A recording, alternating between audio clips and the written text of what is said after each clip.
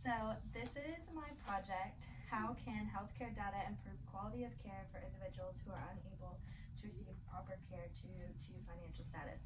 So my take on this is I'm imagining patients who are in a low-income residence or a middle-class residence that are unable to obtain health insurance that covers everything or stuff like that, and I'm looking at ways that obtaining quality data can increase better care for these patients. So my learning objectives for this is I want you to be able to explain healthcare barriers, define what telehealth is, explain how insurance impacts healthcare, discuss ideas on how healthcare can be expanded. So throughout this, I am going to discuss various topics on ways to expand healthcare, as well as the barriers that insurance plays. For instance, how doctors will order certain medications and insurance companies will just not allow it. Okay, so what is data quality? Data quality discusses a degree of data that expresses a certain domain. So for instance, in the podiatry clinic, our data is mainly rounded around feet. We're seeing patients that are obtaining care on their feet, and that's how we're collecting data. So imagine that a person comes in once every 10 weeks for routine foot care. We are only getting data on that person once every 10 weeks. So it's important for our data to be quality, so then it is up to date and informational for the next visit. So characteristics of data is accuracy, completeness, reliability, and timeliness. So this data is going to be timeless regardless. You should be able to look at data from 1990 in regard to weather and compare it to 2023, 2022. It's not going to change. Your past data will always remain the same and will be fine. Accuracy, you want to make sure it's always right. So again, whenever you're looking back on a patient's chart, it's always, you don't want to be reading the wrong data. You want it to be accurate and good. So completeness, you want to be able to understand that the chart is complete and full. It is, it's not missing any information. It's accurate. It's completed to its full extent. And then reliability, you're going to rely on that patient's chart to be complete and up to date and perfect every single time. Not necessarily perfect, but just accurate each time. So why is quality data important? It is accurate. It needs to be accurate for healthcare purposes because not a single physician is going to be the only physician caring for that said patient. So even though we work in a podiatry clinic, most of our patients are seeing an endocrinologist, a disease specialist, cardiovascular, they're seeing multiple physicians that we're not the only providers. So it's important that each of those providers, that our notes are up to date, so then that patient and the other providers are good and have a good understanding. So it also prevents the spread of disease. So for example, whenever COVID-19 had first started, I'm sweating really bad. So when COVID-19 first started, it was important to document the patients that did have COVID had those type of symptoms, so then they could either stay home, we can instruct them to stay home, take their proper medication, all those things, and just kind of keep up to date with that. Personalized care. So whenever a physician goes into a patient's room, they already have a little bit of an idea of what they're treating. So for instance, we see various patients once a week. We know that they're coming in for a wound, more than likely. They're not going to come in for a hand problem. We don't deal with that. So we know that likely we were either applying MediHoney, a Santyl, a graft, and that's personal to them. We're not doing the same thing for all patients. It's all going to be different. It also provides a higher quality of care. This means that each patient, the data quality provides a higher quality of care because each individual is specific to their own. So if we're documenting the quality of data properly, it ensures that that patient is known across the board for that specific illness or disease. And then advanced treatment plans. So with the patient seeing various physicians, it allows them to receive advanced treatment plans. And I need to breathe. Just breathe. I'm like getting way ahead of myself. So advanced treatment plans. Let me start over in this part. So advanced treatment plans is with us not being the only medical team providing care for this patient. It allows other physicians, like for instance, we have 2 podiatrists. It allows both of them to look at the patient and discuss the various aspects of this. And yeah, so right now we're talking about quality of data and why it's important. So the impact of rising healthcare cost. This is like a little graph, and I'll get to that in just a second, but the impact of rising healthcare costs. People are avoiding basic healthcare. So for instance, people that don't reside close to a healthcare facility often avoid seeking healthcare because of the cost, and they don't want to worry about transportation getting there. A lot of elderly have this problem. I've actually seen it a couple times at my other job where this guy actually bent down and a stick went in his eye, and he said he didn't want to go to the hospital. Yeah. Anyways, not obtaining basic needs. This is another thing. Healthcare is getting to the point where it's too expensive for people to obtain these needs. They're not seeking care, they're avoiding care due to the high rising cost of healthcare, which is only going to increase. It's only going to increase the illness, the wound, all these different things. Inability to provide for bills. So this, I'm only at 7 minutes.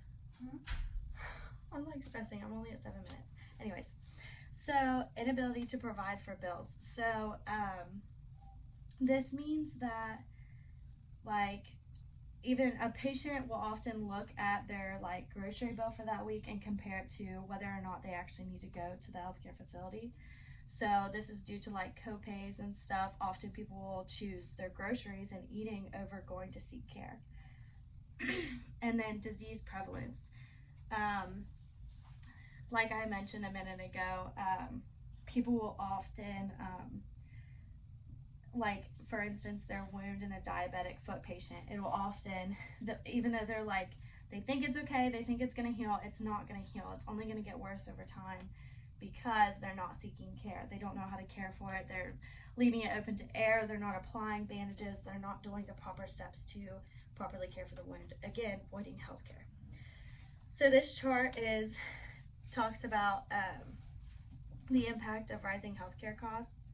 So half of adults say it's difficult to afford healthcare costs, including large shares of uninsured Black and Hispanic adults and those with lower insurances.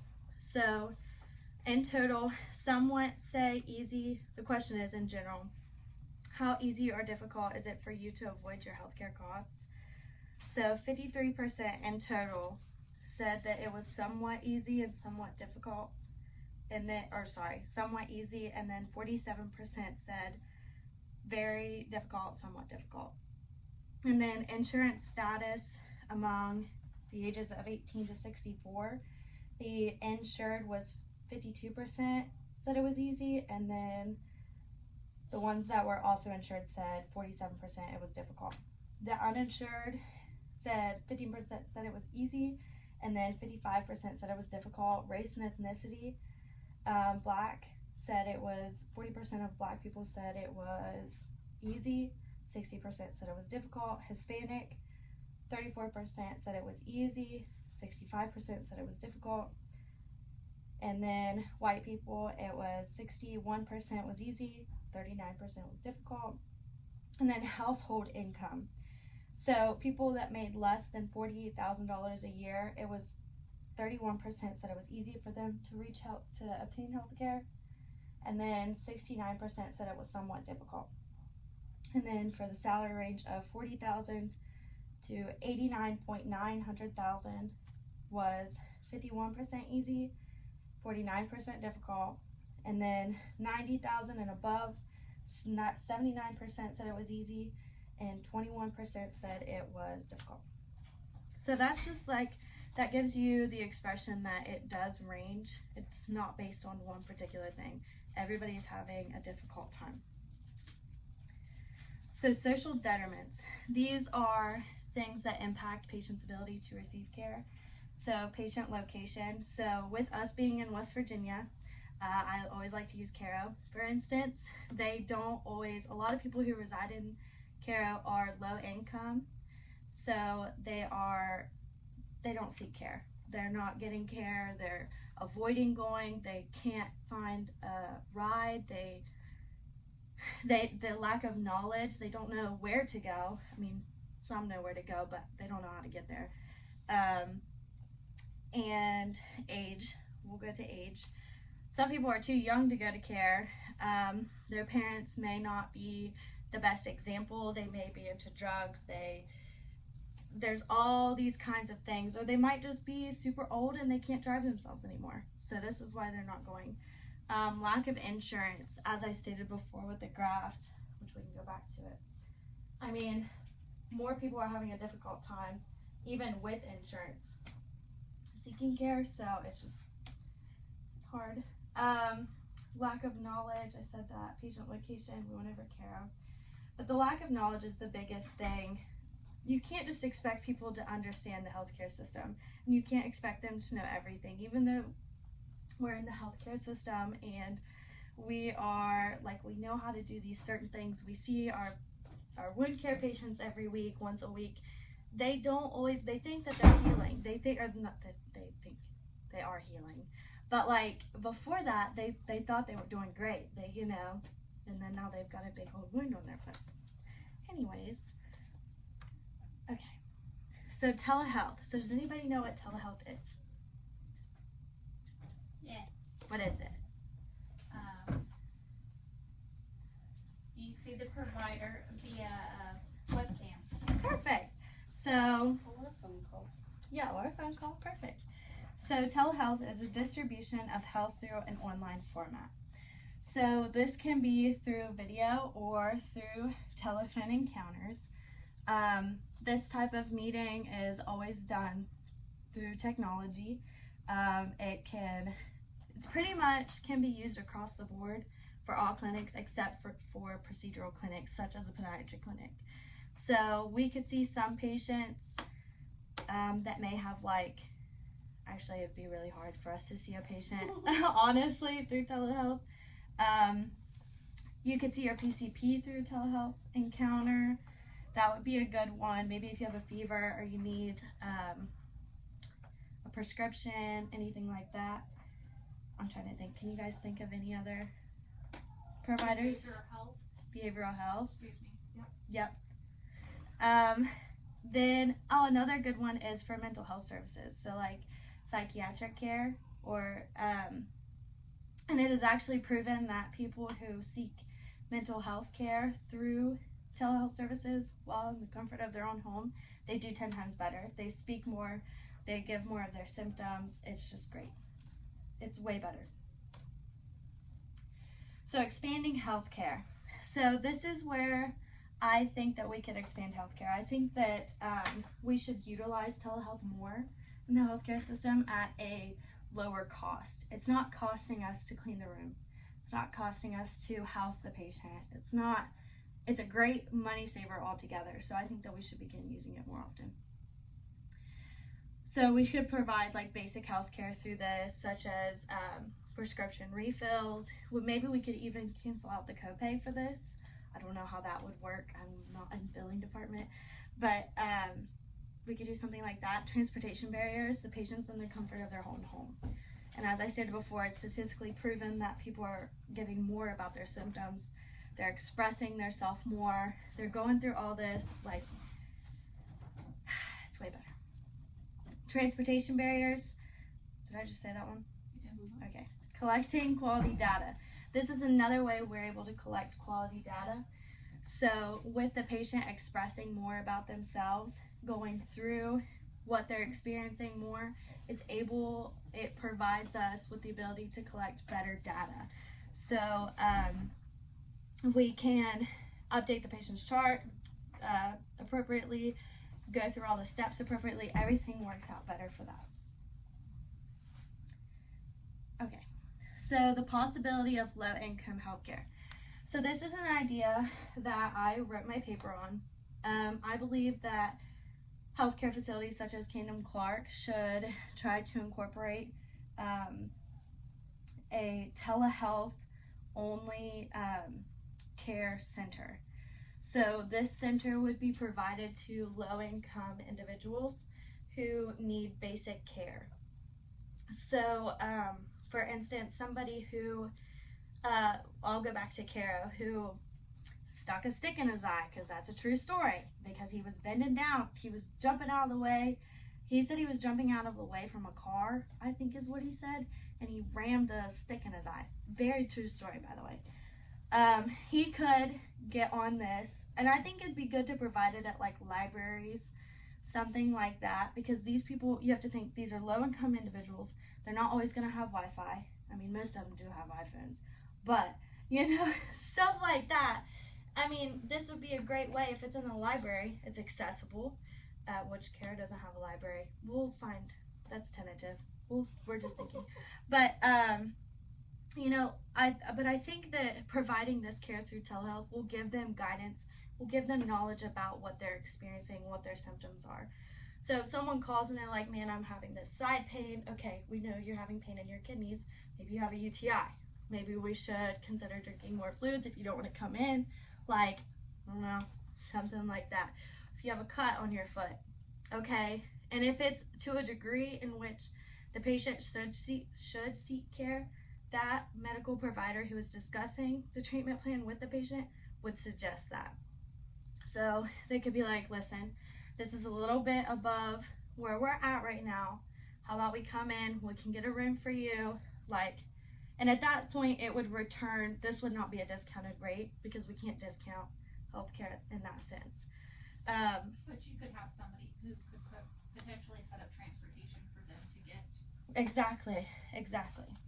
So healthcare directed for low-income patients, is what I've been talking about, provided only to patients who qualify. So there's a lot of middle-class individuals who are having this problem too. It's not just low-income. Everybody's having problems with obtaining healthcare. You're deciding between groceries or the ER. People, this is a real problem. This needs to be configured. So maybe we could, for the patients who qualify, we could examine, okay, this is what they're left with at the end of the month after everything that they're paying for. Can we do this? Okay, they can qualify for this program. Let's get it. And then even at that point, I think that they should be provided the same services, just on an online format at a discounted rate. That's my whole goal, is to just have this program for these individuals at a low income rate so they can actually get knowledge, advice, something. And then, as I said, providing basic healthcare advice and care instructions. Okay, ways to increase data quality through low-income approved healthcare.